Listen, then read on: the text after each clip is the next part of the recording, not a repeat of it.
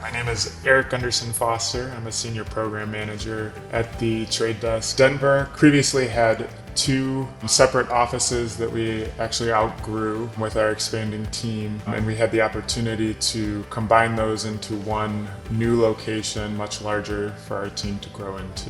So Buehler companies provided storage for the many packages that we needed to order and deliver, did not have space for in our current office. They also handled all of the packing, unpacking within our old office to our new office. They handled IT setup from disconnecting computers, desktops, very crucial parts to our operations. From the moment they stepped in our space, handled everything with care. We did not have any casualties as far as monitors or equipment, decor. The entire process just was such a smooth one. Working with our team, they took direction very well.